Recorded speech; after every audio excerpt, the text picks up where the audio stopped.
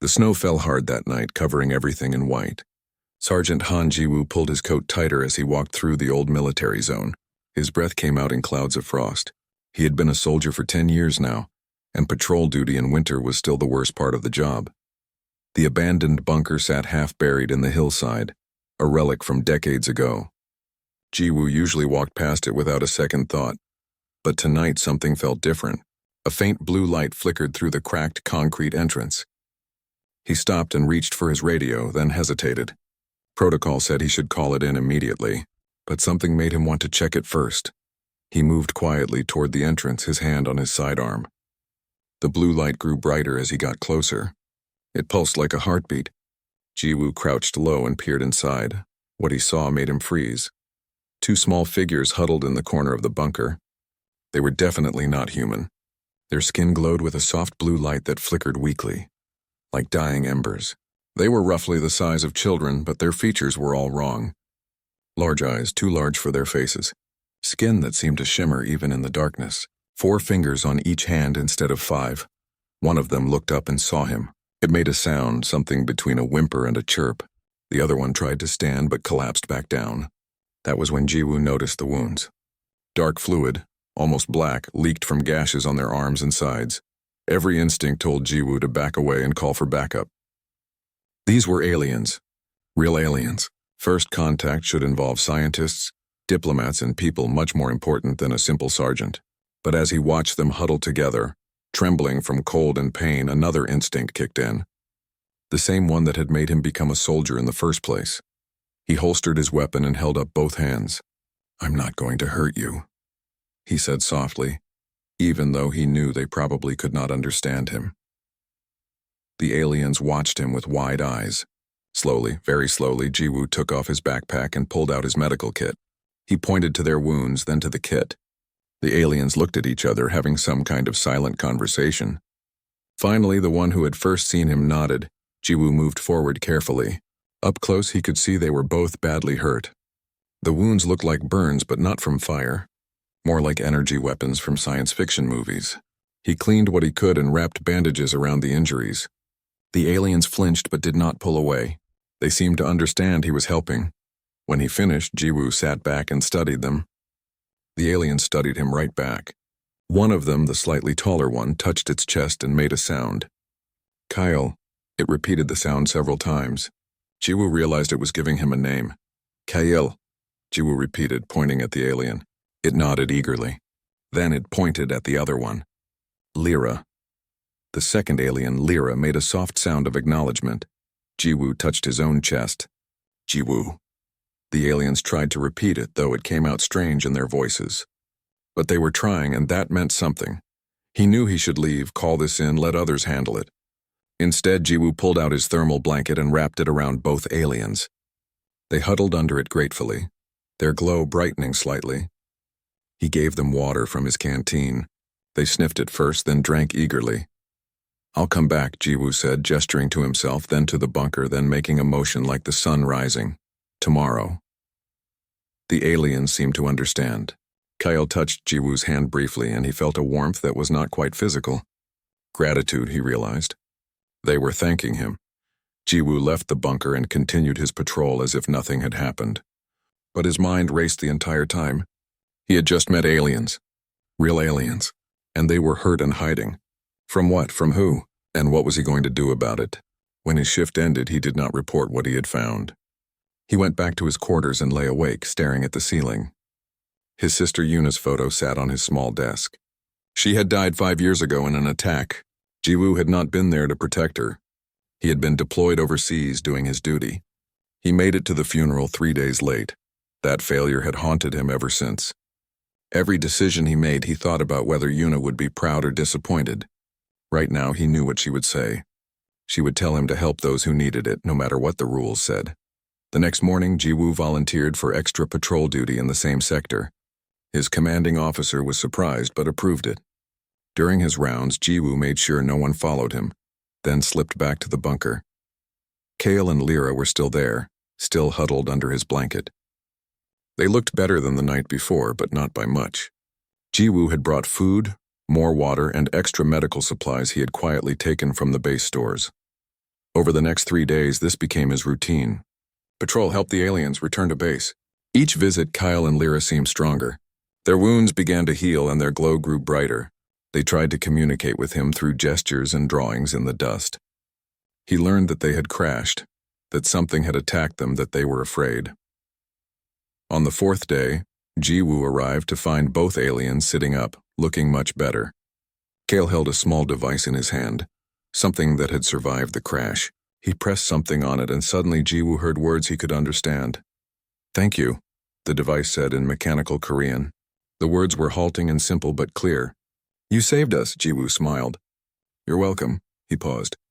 "What happened to you?" Kale and Lyra exchanged glances. Lyra operated the device and it spoke again. "We ran from bad ones. From home." She touched the device, thinking. "From our people who do wrong things." "You're refugees," Jiwoo said quietly.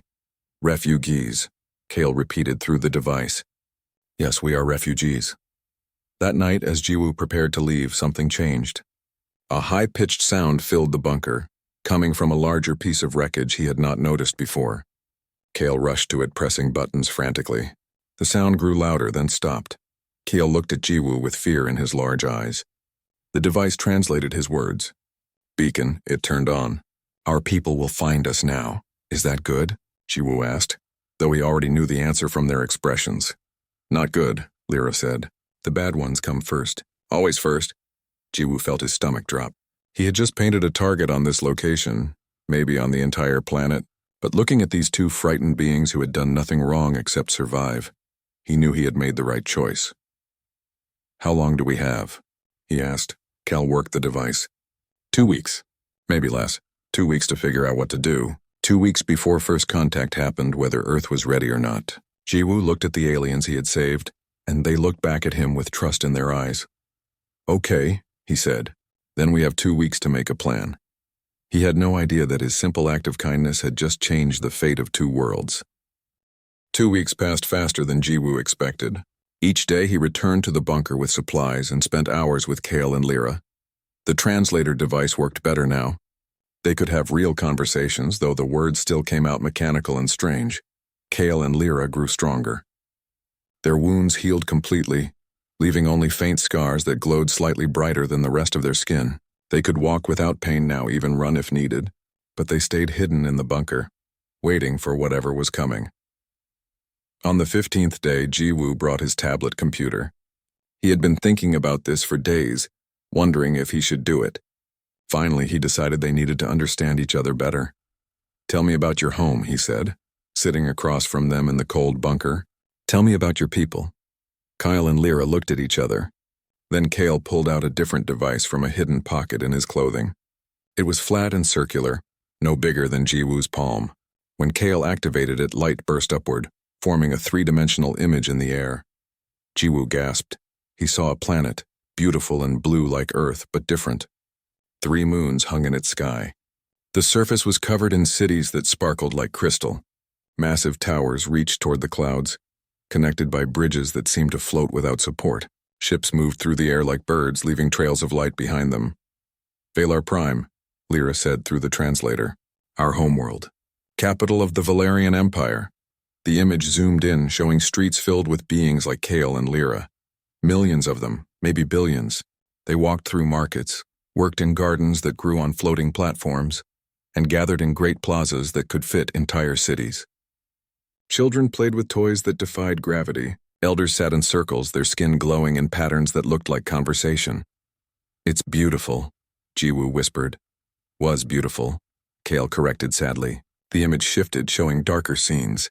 Buildings in ruins, ships fighting in the sky, firing weapons of pure energy, crowds of Valerians running in panic, bodies lying in streets that should have been peaceful.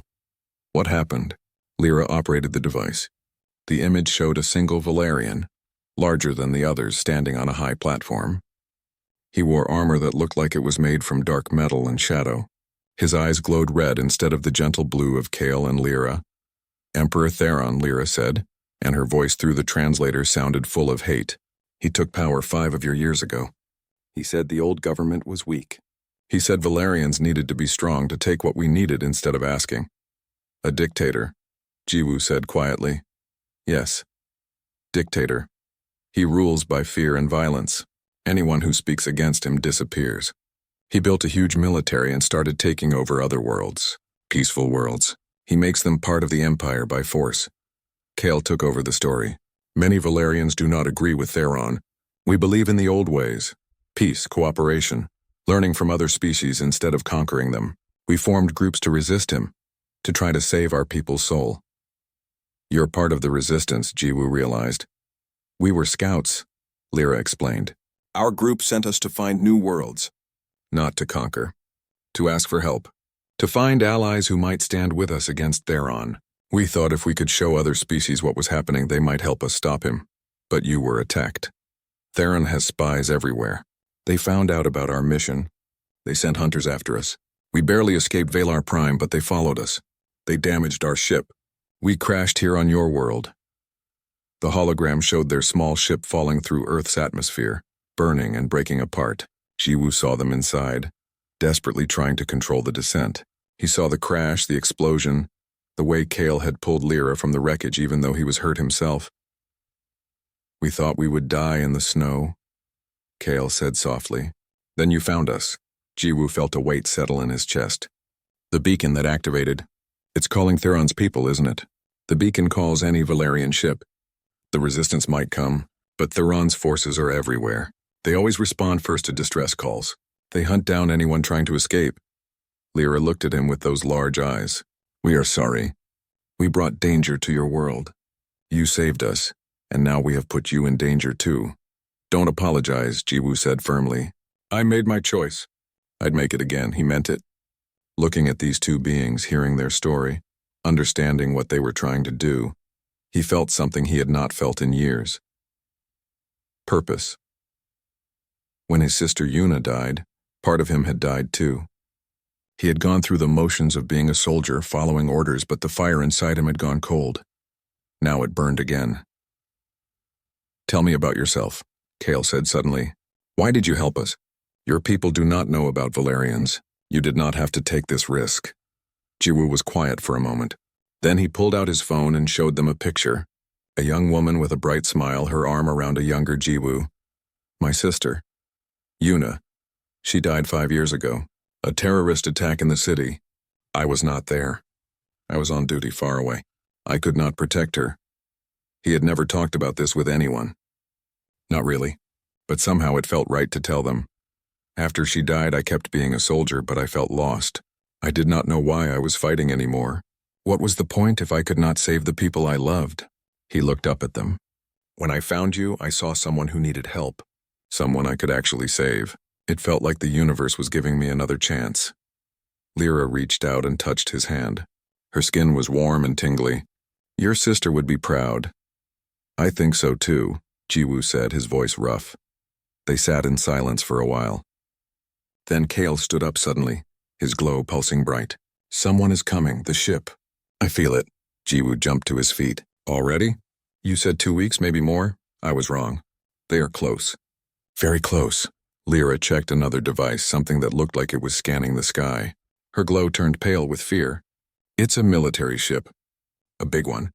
Not resistance. Theron's forces. How long? 2 days.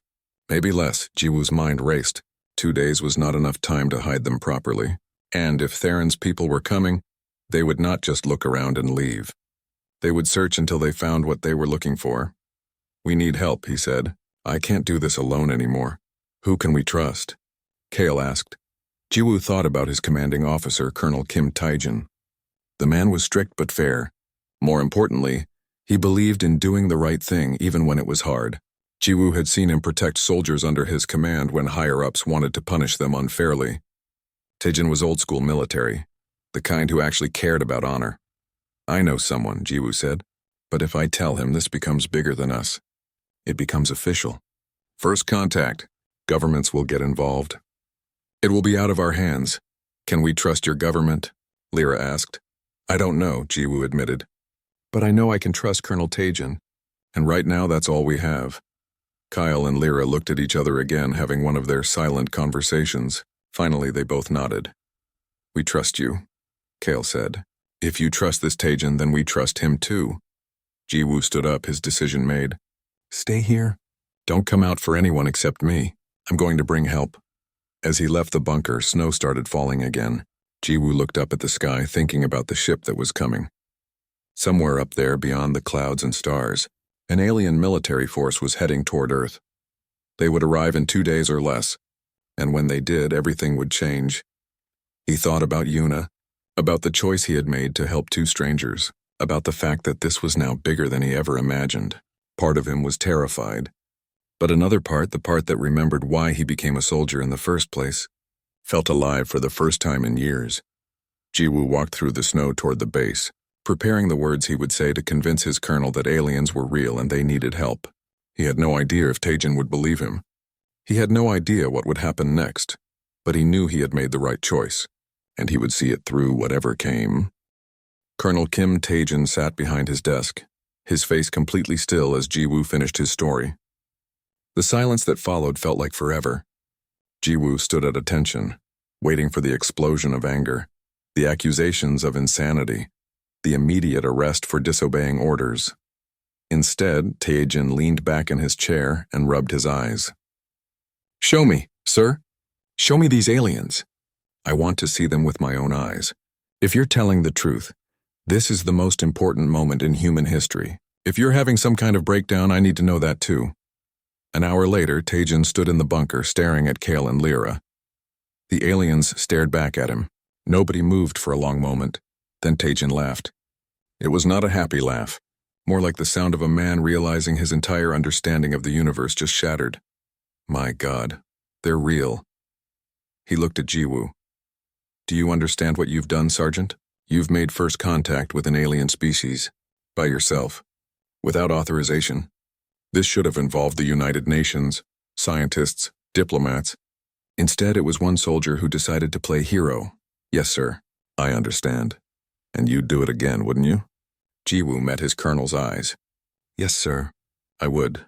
Taejin shook his head, but there was something like respect in his expression. I should court-martial you. Instead, I'm going to help you. God help us both. The next 36 hours were chaos. Taejin made calls to people he trusted in the government and military. Scientists and linguists arrived secretly to meet Kale and Lyra. The aliens told their story over and over, showing their holographic images, explaining about the Valerian Empire and Emperor Theron. Some people wanted to hide the aliens and deny everything to the approaching ship. Others wanted to hand Kale and Lyra over immediately to avoid conflict. But Taejin held firm. These beings asked for sanctuary. That means something. We don't abandon people who come to us for help. Then the ship arrived. It appeared in Earth's orbit without warning, simply materializing as if it had always been there. It was massive, bigger than any human spacecraft, shaped like a teardrop made of silver and darkness. Sensors around the world went crazy. Every telescope, every satellite, every military installation detected it instantly. Panic spread across the globe in minutes. The ship broadcast a message in dozens of languages, translated by their technology. The voice was cold and commanding. People of Earth, we are the Valerian Empire. We come in pursuit of two criminals who have taken refuge on your world. Return them to us immediately and we will depart in peace. Refuse, and you will be held accountable for harboring enemies of the Empire. The ultimatum gave Earth 12 hours to respond. Governments scrambled to figure out what to do. Nobody knew the criminals were already found, already safe with human protection. Taejin kept that information secret, working with a small group of trusted officials to form a plan. We need to meet with them, Jiwoo argued during one heated discussion. Let me talk to them. Let them see that Kale and Lyra are under our protection. They'll kill you, one general argued, or take you prisoner. We can't risk it. We can't just hand over refugees either, Taejin countered. That goes against everything we claim to stand for. In the end, they compromised. They would meet with the Valerians on neutral ground, an open field far from any city. Taejin would lead the human delegation, and Jiwoo would come too, along with Kale and Lyra. This is dangerous, Lyra said as they prepared. Commander Vex leads that ship. He is loyal to Theron. He will not listen to reason. Then we'll make him listen, Jiwoo said. The meeting took place at dawn. The Valerian shuttle descended from the sky like a falling star, landing with impossible grace. A ramp extended and figures emerged. They looked like Kale and Lyra, but different. These Valerians wore armor that seemed to be made from liquid metal, constantly shifting and flowing. They moved with military precision. Their glow was harsher, brighter, almost aggressive. At their head walked Commander Vex. He was tall for a Valerian, almost reaching Jiwoo's shoulder. His armor was darker than the others, marked with symbols that probably meant rank. His eyes glowed red like Emperor Theron's. When he spoke, his voice came through a translation device that made it sound deep and threatening. I am Commander Vex of the Imperial Fleet. You harbor criminals against the Valerian Empire. Surrender them now. Tajin stepped forward. I am Colonel Kim Tajin of the Earth Defense Forces. The individuals you seek have requested asylum. We are willing to discuss this situation, but we will not simply hand over refugees. Refugees? Vex laughed, a harsh sound. They are traitors. They stole classified information and fled Imperial justice. Their crimes are punishable by death. What crimes specifically? Tajin demanded. That is not your concern, human. Your primitive species has no right to interfere in Valerian affairs. Jiwoo felt anger flash through him. He stepped forward before he could stop himself. They're not criminals. They're scouts looking for allies. They're trying to stop a tyrant from conquering innocent worlds. Vex's attention snapped to Jiwoo. And who are you? Sergeant Han Jiwoo, I found them. I helped them. And I'm not going to let you take them. For a moment, Vex seemed surprised. Then his expression hardened. So you are the one, the human who interfered. He studied Jiwoo carefully. Under Valerian law, anyone who shelters fugitives from Imperial justice shares their guilt. You have made yourself a criminal. Then I'm a criminal, Jiwoo said firmly. Kale grabbed Jiwoo's arm. No, do not do this. We will go with him. We will not let you be punished for helping us. I'm not letting him take you, Jiwoo said. Vex watched this exchange with interest. How touching. The human has formed an attachment to his alien pets. He turned to Tajin. I give you one final chance. Surrender the fugitives and we will forget your planet's involvement. Refuse and you will all face Imperial consequences. What consequences? Tajin asked coldly. Your species is primitive. You have barely left your own planet. We could glass your cities from orbit before your weapons even reached us. Do not test the Empire's patience. Jiwoo saw Tajin's jaw clench. Around them, the human soldiers tensed. This could turn into violence in seconds. They needed something to change the situation. Take me instead, Jiwoo said suddenly. Everyone stared at him. Kale and Lyra made sounds of protest. Tajin started to object. But Jiwoo kept talking, his mind racing. You said I share their guilt under your law. Fine. Take me to stand trial. Let your empire judge whether helping someone in need is actually a crime. But leave Earth alone. This was my decision, not my planet's. Vex tilted his head, considering. You would submit to Imperial justice? You understand you would likely be executed? I understand. But I also understand that giving you something is better than starting a war. Take me. Judge me by your laws. If your empire is as great as you claim, then it can afford to be just. It was a gamble. Jiwoo had no idea if it would work. But he saw something flicker in Vex's eyes. Not quite respect, but something close to it. Interest, maybe. An interesting proposition, Vex said slowly. He looked at Tajin. And you agree to this? Tajin looked like he wanted to refuse, but he was smart enough to see what Jiwoo was doing. If Sergeant Jiwoo volunteers, I cannot stop him. But I want guarantees. He gets a fair trial by your laws. He gets to speak in his defense. And we get to know what happens to him. Agreed, Vex said immediately. Then he looked at Kale and Lyra. You two will come as well, as witnesses to his crimes. No, Jiwoo started to say, but Kyle spoke over him. We will come. This is our fault. We will tell the truth of what happened. Lyra nodded in agreement. We will not let you face this alone. Vex seemed almost amused. How noble, very well. All three will come to Valar Prime to stand before the High Council. He looked at Tajin. You have 48 hours to say your goodbyes. Then we depart. The Valerians returned to their shuttle and lifted off, disappearing back toward their ship. As soon as they were gone, everyone started talking at once. This is insane, one diplomat said. We can't just send one of our people to an alien empire. We don't have a choice, Tajin said. Jiwoo bought us time. Bought all of Earth time. Now we need to use it. Jiwoo barely heard them. He was thinking about what he had just agreed to. He was going to leave Earth, travel to an alien world and stand trial for doing what he thought was right. He might never come home. But looking at Kale and Lyra, Seeing the gratitude and determination in their eyes, he knew he had made the right choice. Again. What do you think will happen? Jiwoo asked Kale quietly. I do not know, Kale admitted. But I know this. You have already done something incredible. You have shown my people that not all species would turn away those in need. Whatever happens next, that matters. 2 days later, Jiwoo stood in the Valerian shuttle, watching Earth grow smaller through the window. Beside him stood Kale and Lyra. Across from them sat Commander Vex, watching them with those red eyes. The massive ship swallowed the shuttle, and then they were moving faster than light, heading toward an alien empire. Jiwoo thought about his sister Yuna, about Colonel Tijin, about the planet he might never see again. But he did not regret his choice. Not for a second. Whatever came next, he would face it standing. The journey to Velar Prime took 3 days by Valerian standards, though Jiwoo's sense of time felt scrambled. The ship moved through something called hyperspace, where normal physics did not seem to apply. Looking out the window showed colors that hurt his eyes and distances that made no sense. Commander Vex kept them in comfortable quarters, not cells. They had rooms with soft beds, food that was strange but edible, and even entertainment systems with content translated into Korean.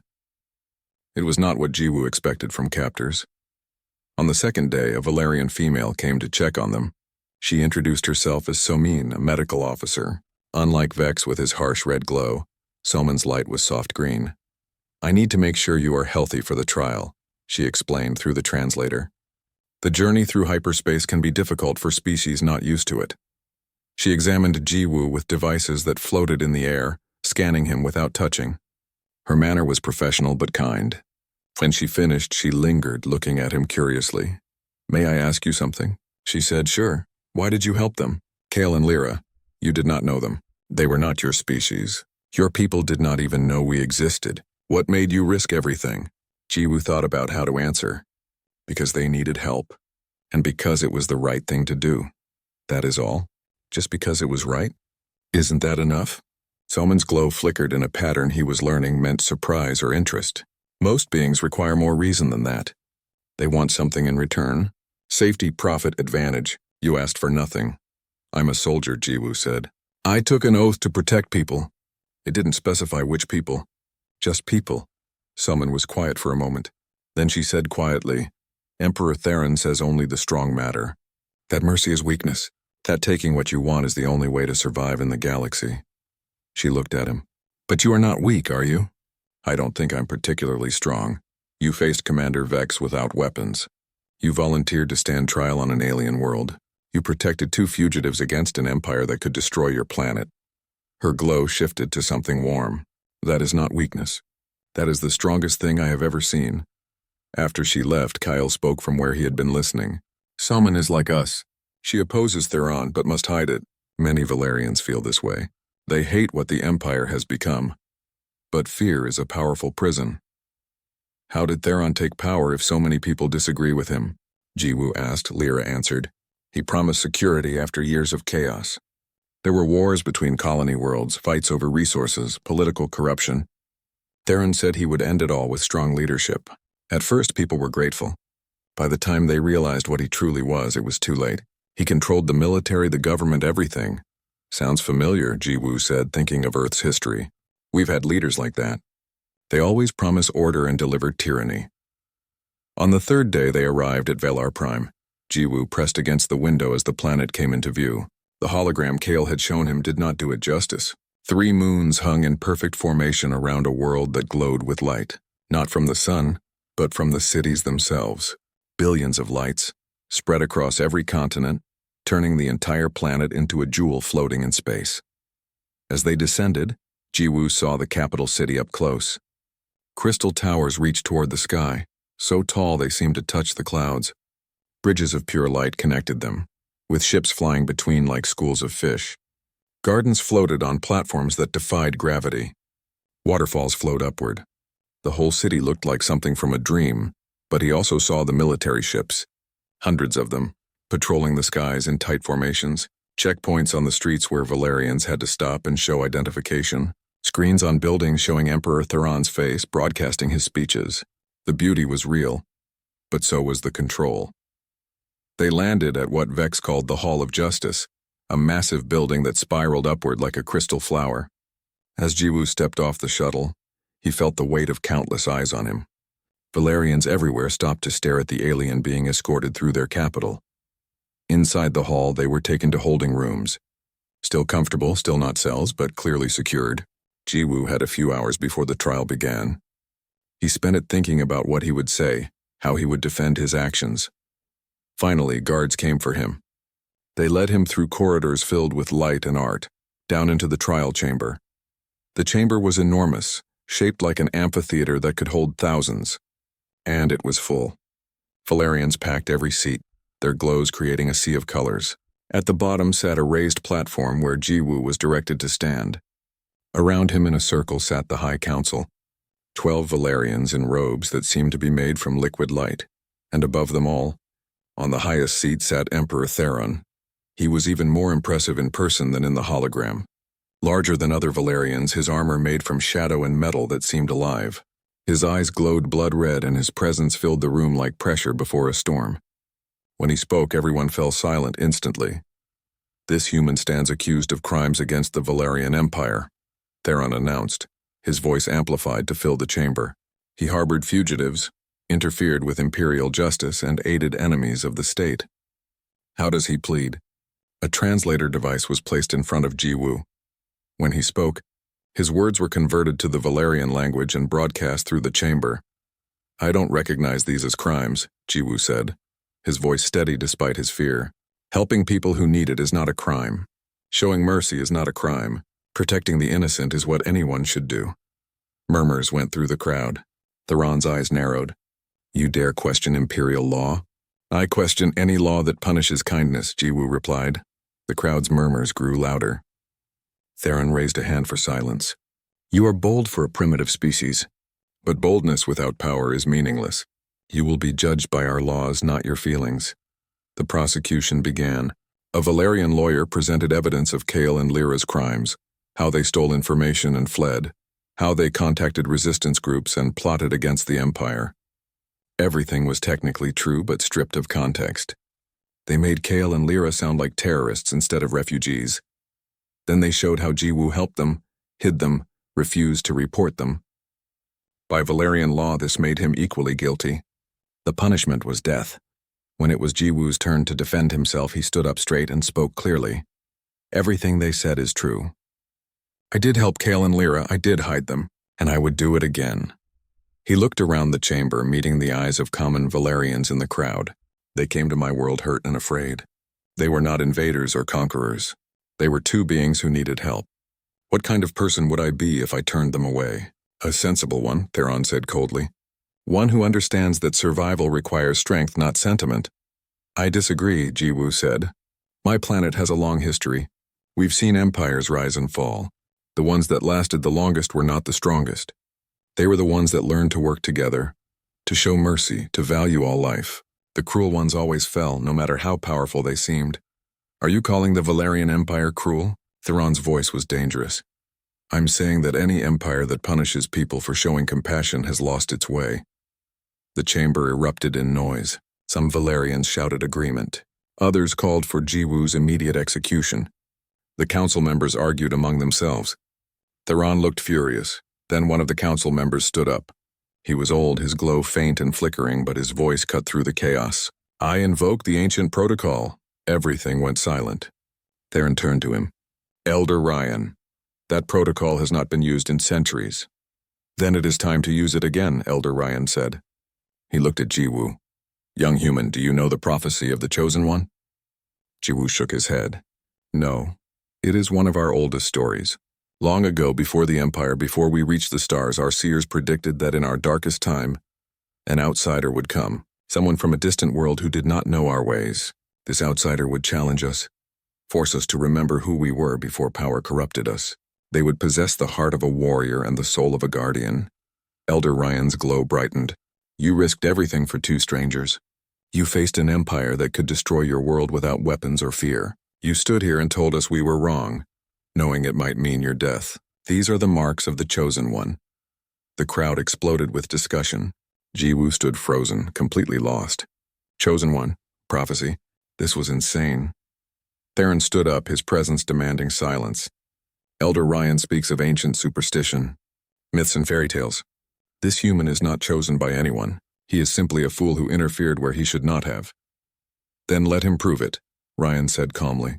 The prophecy says the chosen one will pass 3 trials. If he fails, he is nothing. If he succeed, he let the implication hang. And if I refuse this farce, Theron demanded. Then you show fear of an ancient prophecy, Ryan said simply. You show that you do not have faith in the Empire's strength. It was a trap, and everyone knew it. If Theron refused, he looked weak.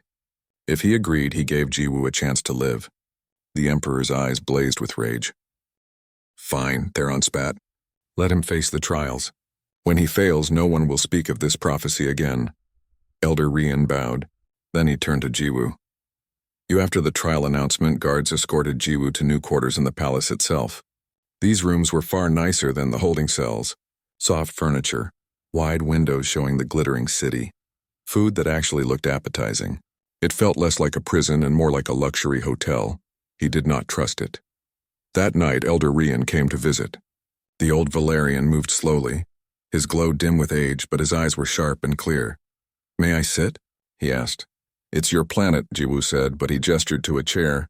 Rian sat with a soft sigh. I wanted to explain what you have agreed to. You deserve to understand what is coming. That would be nice. Everything happened so fast I still don't know what a chosen one is supposed to be. The prophecy is ancient, from before we built our first cities. Our seers could glimpse possible futures. They saw our people growing powerful, spreading across the stars, but they also saw us losing ourselves to that power, becoming conquerors instead of explorers, taking instead of asking. Rand's glow flickered sadly. They predicted that when we reached our darkest point, someone from beyond our world would appear, an outsider who did not know our ways or fear our strength. This person would show us what we had forgotten: compassion, mercy, the belief that all life has value. And you think that's me? Jiwoo shook his head. I'm not special. I'm just a soldier who made a choice. That is exactly what makes you special, Ryan said gently. The chosen one was never meant to be a warrior or a king. They were meant to be someone ordinary who chose to do what was right when others would look away. You are that person. What are these trials? Tests of your worthiness. The trial of strength will test your body. The trial of wisdom will test your mind. The trial of heart will test your soul. They take place in the arena of ascension, where ancient Valerians proved themselves worthy of leadership. And if I fail, you die. The trials are designed to be nearly impossible. In our history, only 7 Valerians have passed all 3. The last was 400 years ago. Jiwoo let that sink in. Why are you helping me? You're part of the council. You serve the Empire. I serve my people, not Theron, Ryan said quietly. I am old. I remember what we were before he took power. We were not perfect, but we tried to be good. We believed in learning from other species, in peaceful cooperation. Theron has twisted us into something dark. The old Valerian leaned forward. But I cannot speak out openly. Theron has spies everywhere. Anyone who opposes him disappears. So I work in the shadows, helping where I can. When I saw you today, saw what you did, I realized you could be the catalyst we need. What do you mean? The people are tired of Theron's rule. They miss the old ways. But they are afraid. They need hope. They need to see that standing up for what is right is possible. Ryan's eyes met Jiwoo's. If you pass these trials, you become a symbol. Proof that the prophecy is real. Proof that change is coming. Before Jiwoo could respond, there was a knock on the door. Guards entered, followed by Kale and Lyra. The moment the guards left, both aliens rushed to Jiwoo. Are you okay? Lyra asked, her glow flickering with worry. I'm fine. Better question is, are you two okay? We have been given freedom to move in the palace, Kyle said. Because we are witnesses for the trials. But Jiwoo, this is our fault. We never should have let you take blame for us. I made my own choice, Jiwoo reminded him. But now you must face death 3 times. Kale's voice broke. These trials, they are designed to kill. Even Valerians rarely survive them. Elder Ryan stood slowly. I will leave you to talk. Jiwoo, rest tonight. Tomorrow we begin preparations. He paused at the door. And remember, the trials test more than they seem. Strength is not just about power. Wisdom is not just about knowledge. And heart is not just about courage. Think about what those words truly mean. After he left, Jiwoo sat down heavily. The weight of everything pressed on him. 3 impossible trials, a prophecy he did not ask for, an entire civilization watching to see if he would fail. "Tell me about the resistance," he said suddenly. "The Lightbearers. What are they?" Kale and Lyra exchanged glances. "How did you know that name?" Lyra asked. "Elder Ryan mentioned resistance groups during my trial. And you two said you were scouts for people who opposed Theron. I'm guessing Lightbearers is what they call themselves." "We should not talk about this here," Kyle said nervously. "There could be listening devices. I'm about to face death 3 times. I think I deserve to know what I'm dying for." Kyle looked at Lyra. She nodded slowly. Then Kale spoke, his voice low. "The Lightbearers are scattered across the Empire. Millions of Valerians who remember the old ways. We believe Theron is leading our people to destruction. We work to undermine him where we can, saving refugees, spreading information he tries to hide, protecting those he would harm. We were on a mission to find allies," Lyra continued. "Species who might stand with us if we ever had the strength to openly challenge Theron. That is why we crashed on Earth. We were looking for hope. Instead, we found you," Kale said, "and you became something we never expected, a symbol, a reminder that compassion still exists in the universe." "The Lightbearers know about you now," Lyra said. "Word of the trial spread. Many are coming to the capital to see the trials. They are risking everything just to watch because you represent what they believe in." Jiwoo felt the pressure grow heavier. "I'm not a symbol. I'm not a hero. I'm just a guy who did what anyone should do." "That is what makes you perfect," a new voice said. Jiwoo jumped to his feet. A Valerian male stood in the doorway, one Jiwoo did not recognize. He was young, his glow bright blue, wearing common clothing instead of military armor or council robes. "Who are you?" "My name is Doyen. I lead the Lightbearers." He smiled. "Your security is not as good as they think. I have friends who help me move through the palace. You should not be here," Kyle said urgently. "If Theron's people find you, they will not. Not tonight." Doyen moved into the room, studying Jiwoo carefully. "I needed to see you with my own eyes. The human who helped 2 strangers, the one who volunteered to face imperial justice, the one who spoke truth to power." "I'm not special," Jiwoo said again. "You keep saying that. But special is not what we need. We need someone real, someone ordinary who chose to be extraordinary." Doyen sat down uninvited. "I do not believe in prophecies. I believe in choices. You made yours. Now I'm asking you to make another." "What do you mean?" "Pass these trials. Become the symbol the prophecy promises. Give my people hope that change is possible." Doyen's glow flickered with intensity, not because of destiny, not because some ancient seers predicted it, but because you chose to stand up when others would stay down. "And if I fail the trials? Then we try another way. But if you succeed, you become more than a human soldier. You become proof that Theron's way is wrong. That strength comes from compassion, not cruelty. That the old values still matter." Jiwoo looked at all of them. Elder Rian, Kale, Lyra, Doyen. All these people putting their faith in him, trusting him to be something he never asked to be. "I don't want to be a symbol," he said quietly. "I just wanted to help 2 people who needed it." "We know," Lyra said softly. "That is why you are perfect for this," Doyen stood. "I need to go before I'm discovered. But know this, Jiwoo. Win or lose, you have already changed things. You have reminded us what we should be. The rest is just showing everyone else." He left as quietly as he came. Kale and Lyra stayed with Jiwoo for a while longer, but eventually they had to return to their own quarters. Alone, Jiwoo stood at the window looking out at the Crystal City. He thought about his sister Yuna. What would she say if she could see him now? Standing on an alien world, preparing to face trials that would probably kill him, carrying the hopes of millions of beings he did not know. She would probably laugh and tell him he always did take things too far. But she would also be proud. She always believed in doing the right thing, even when it was hard. Especially when it was hard, Jiwoo touched the window, the crystal cool under his fingers. "I hope I don't let everyone down," he whispered. Somewhere in the city, millions of Valerians slept. Some dreaming of freedom, others of order. Tomorrow he would step into an arena and face death. Not because a prophecy said he had to, not because destiny demanded it, but because he chose to. Because Kale and Lyra deserved his best effort. Because the Lightbearers needed hope. because doing the right thing mattered more than staying safe. He would face the trials, and whatever happened, he would face them as himself. Just Jiwoo, a soldier who believed in protecting people. If that was not enough, nothing would be. He slept that night with his sister's photo under his pillow, carried all the way from Earth. A reminder of why he became the person he was. A reminder that every choice mattered.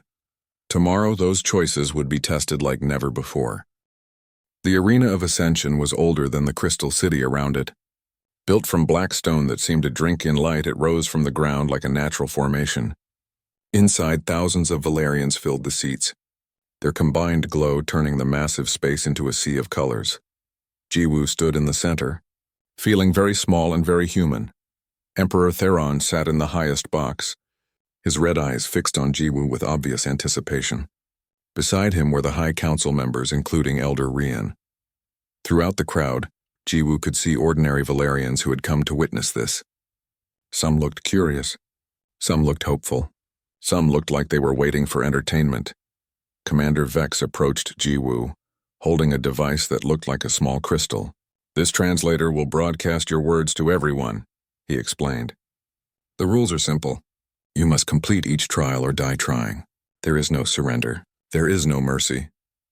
"Sounds fair," Jiwoo said, though his mouth was dry. Vex studied him for a moment. "I do not hate you, human. I simply follow the law. If you somehow survive today, perhaps we can speak as equals." He stepped back. "May your death be quick." "Thanks for the encouragement." Theron's voice boomed through the arena. "Let the trials begin. First, the trial of strength. The human will face a war construct, a machine designed to train our greatest warriors. He has no weapons, no armor. Let us see if his courage matches his words." A door opened on the far side of the arena. Something massive stepped through. The war construct was built like a four-legged beast but made entirely of metal and energy. It stood 3 times Jiwoo's height, with claws that glowed with heat and eyes that burned like small suns. When it moved, the ground shook. The crowd cheered. This was going to be a quick trial. The construct charged. Jiwoo dove to the side, barely avoiding claws that would have torn him apart. The beast was fast, far faster than something that size should be. It turned and swiped at him. Jiwoo rolled, feeling the heat of its weapons pass inches from his face. He could not fight this thing with strength. That was obvious, but Elder Ryan's words echoed in his mind. The trials test more than they seem. Strength is not just about power. Jiwoo ran not away but around the construct in a circle. The beast followed, getting angrier as he stayed out of reach. He watched how it moved. Its front legs were heavier than its back legs.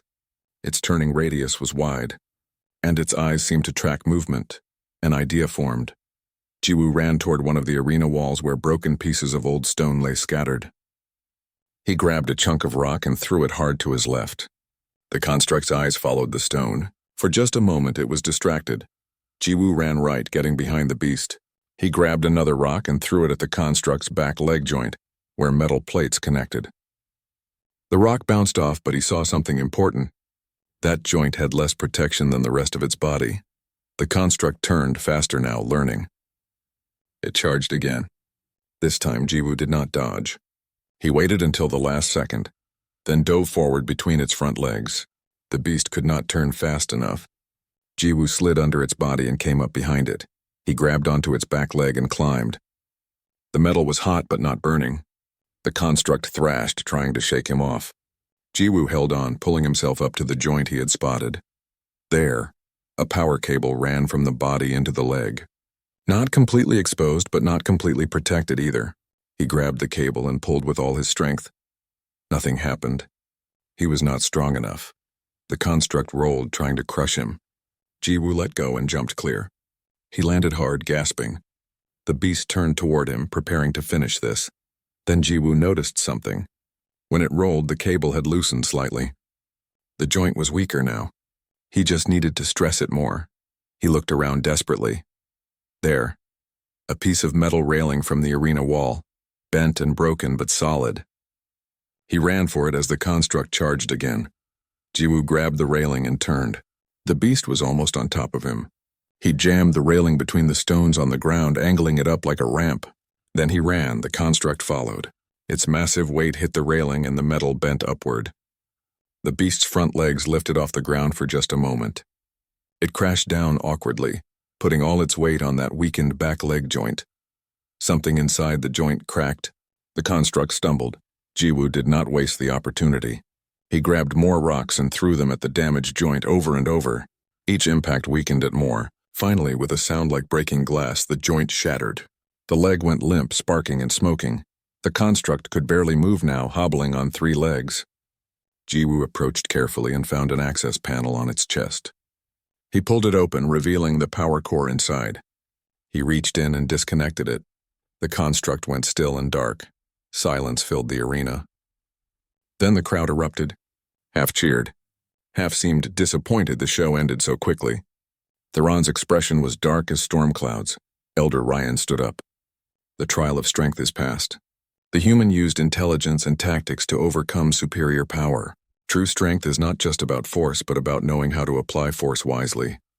Jiwoo stood there, breathing hard, his hands bleeding from climbing on hot metal. 1 trial down, 2 to go. After a brief rest, the second trial began. The trial of wisdom, Theron announced. For 3 centuries, scholars have tried to solve the riddle of the ancients. The human will now attempt it. He has 1 hour. If he fails, he dies. A holographic display appeared in the air, showing symbols Jiwoo did not recognize. Elder Rian's voice provided translation. What binds the universe together but cannot be seen? What flows through all things but has no substance? What connects every living being but exists in isolation? Answer correctly and you live. Jiwoo stared at the symbols. Philosophy. Great. He was a soldier, not a scholar. He paced while he thought, aware of time passing.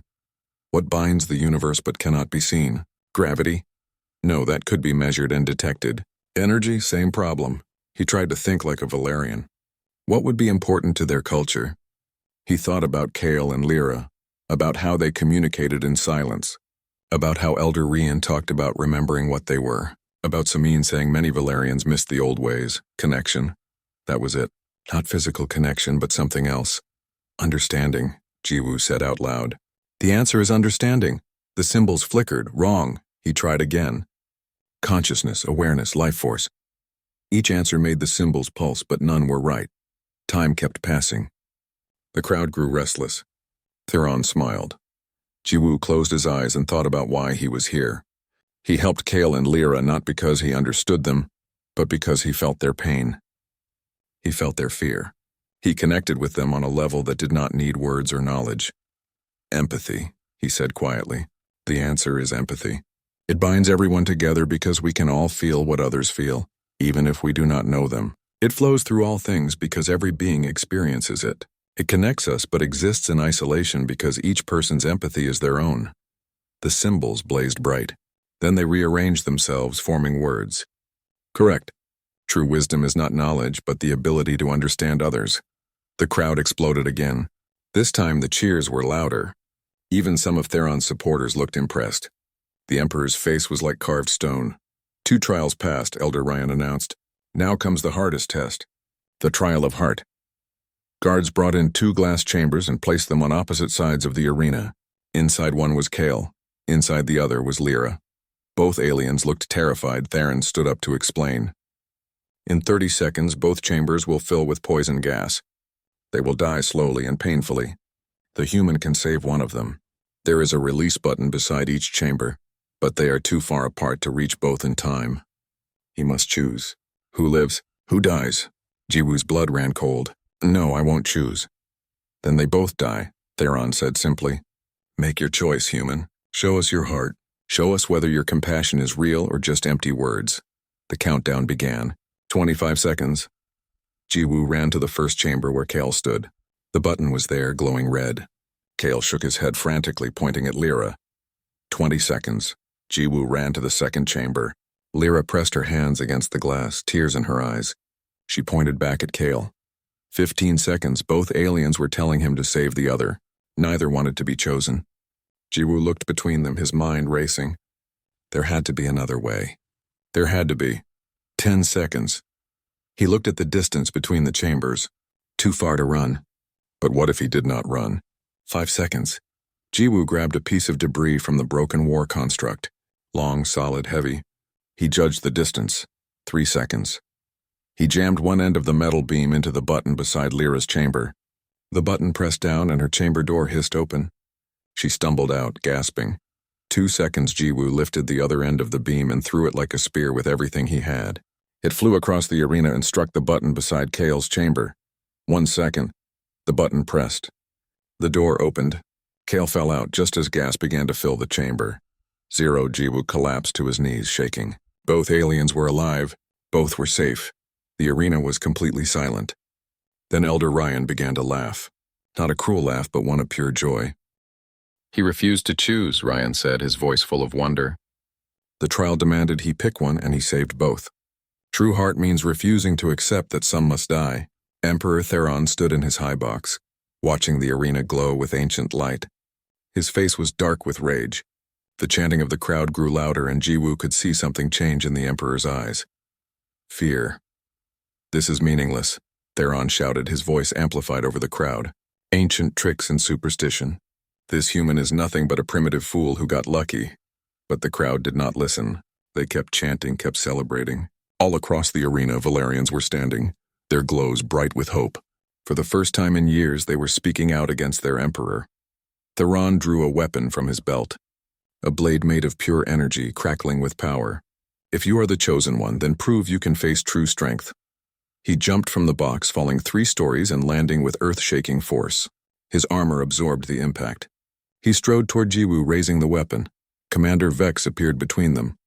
My emperor, Vex said, his voice steady but firm. This is not honorable. Get out of my way, Commander. No. The word echoed through the arena.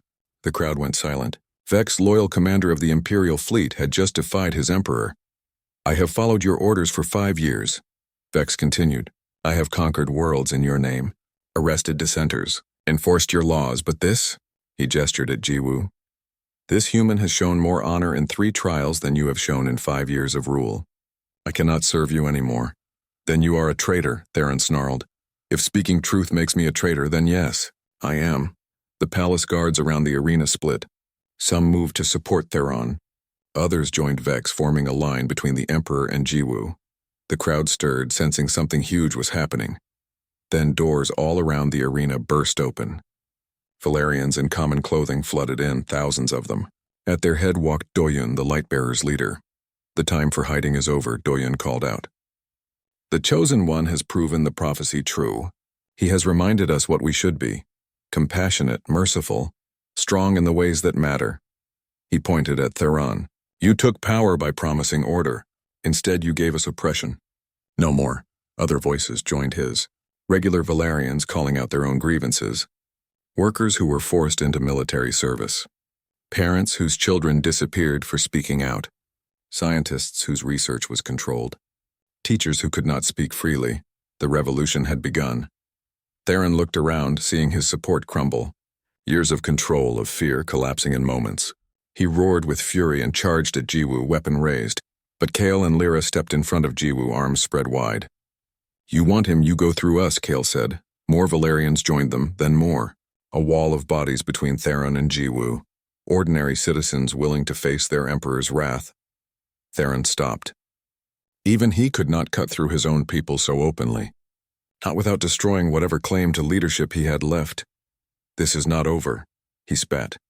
You think one human changes anything? I still command the military. I still control the government. One day of rebellion means nothing. Maybe not, Elder Ryan said, walking slowly into the arena.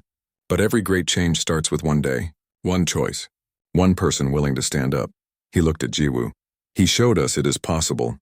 Now we must choose whether to follow his example. A signal came from the sky. Ships appeared overhead, but not military vessels. Transport ships, civilian craft, vehicles from all over Valar Prime. The people were rising not with violence, but with presence, showing that they existed, that they disagreed, that they would not stay silent anymore. Theron realized he had lost. Not completely, not yet, but enough. He could not rule by fear alone if no one was afraid. He could order violence, but his own guards were questioning those orders. I will remember this, Theron said coldly. He looked at Jiwoo with pure hatred. Especially you, human. You have made an enemy of the Valerian Empire. No, Jiwoo said quietly. I made a friend of 2 Valerians. The Empire made itself my enemy. Theron left the arena, his remaining loyal guards following. As soon as he was gone, the celebration exploded. Valerians embraced each other, crying and laughing. The Lightbearers revealed themselves openly for the first time, no longer hiding. Jiwoo stood in the center of it all, overwhelmed. Kale and Lyra hugged him tightly, both of them talking at once about how scared they were and how proud they were. Commander Vex approached. "I owe you an apology," he said formally. "I judged you without seeing clearly. You have more honor than most warriors I know." "You stood up when it mattered," Jiwoo replied. "That takes its own kind of courage." Doyen pushed through the crowd. "We need to move fast. The Ron will strike back. He still has military supporters. We need to form a provisional government, reach out to colonial worlds, secure key facilities." "I will help organize that," Vex offered. "I know the military structure. Many commanders were waiting for a reason to turn against Theron. This might be it." Elder Ryan nodded. "And I will work with the council." Several members opposed Theron privately. Now they can speak openly. They began planning, voices overlapping with ideas and strategies. Jiwoo stepped back, letting them work. This was their world, their fight. He had played his part. A message came through on the communication system. It was from Earth. Colonel Tajin's face appeared on a screen, looking tired but relieved. "Jiwoo. Thank God. We've been monitoring what we could. The whole world is watching. You've become famous here too. A human standing up to an alien empire." Tajin smiled. "Your sister would be proud." "I hope so, sir." "Earth's government wants to send a diplomatic fleet. With Theron weakened, they think this is our chance to establish formal relations with the Valerian people.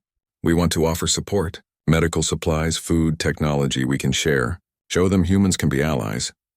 Jiwoo looked around at the Valerians working together, planning their new future. "I think they'd appreciate that, sir." The next few weeks were chaos. Theron fled the capital with his most loyal followers, establishing a stronghold on a distant colony world. But more and more of the Empire turned against him. Commanders declared for the provisional government. Planets voted to reject his authority. The civil war everyone feared turned into something else. A peaceful revolution mostly. Not without conflict, but without the massive bloodshed it could have been. Vex and Doyen worked together, combining military structure with civilian leadership. Elder Ryan guided them through establishing a real democracy, something Valerians had not had in generations. They called it the New Council, and every region would have representation. Earth's fleet arrived with supplies and diplomats. Humans and Valerians met officially for the first time, sharing technology and knowledge. It was awkward at first, but both species were trying. That mattered. Jiwoo spent his time training. Not for war, but for peace. He worked with both Valerian and human security forces, teaching them what he had learned. That strength was not just about power. That wisdom was not just about knowledge. That heart meant protecting everyone. Not just your own people. One day, 5 weeks after the trials, Kale found him in the training facility. "You have a visitor," Kale said, grinning in the way Jiwoo had learned meant excitement. A human ship had landed. Out stepped Colonel Tajin, along with several Earth officials. But also someone else. Someone Jiwoo had not expected. His commanding officer from before Tajin, a stern woman named Colonel Park Yoonji. And beside her, a group of soldiers from his old unit. "Sergeant," Yoonji said formally. Then she smiled. "Or should I say ambassador?" "Ambassador?" Tajin stepped forward. "Earth wants to establish a permanent embassy here on Valar Prime. We need someone who understands both humans and Valerians. Someone they trust. Someone who started all this." He held out a tablet. "If you want it, the job is yours." Jiwoo took the tablet, looking at the official offer. Ambassador Han Jiwoo. It sounded ridiculous. He was just a soldier. But then again, he had been just a soldier who helped 2 aliens in the snow. And that had changed everything. "I accept," he said. The embassy was established in a building that mixed Earth and Valerian architecture, crystal and steel, light and strength. Jiwoo's office had windows looking out over the capital city, where Valerians walked freely now without fear. He kept his sister Yuna's photo on his desk. Next to it, a small crystal given to him by Kale and Lyra. It glowed softly, a reminder of where this all started. Months passed. The political situation stabilized. Theron still controlled a few colony worlds, but his support kept shrinking. Most Valerians just wanted peace now. They wanted to rebuild what they had lost. Earth and the Valerian people signed a formal alliance treaty. Humans would help with reconstruction. Valerians would share their advanced technology. Both species would explore the galaxy together as partners. One morning, Jiwoo received a message from Colonel Tajan. "Check the news.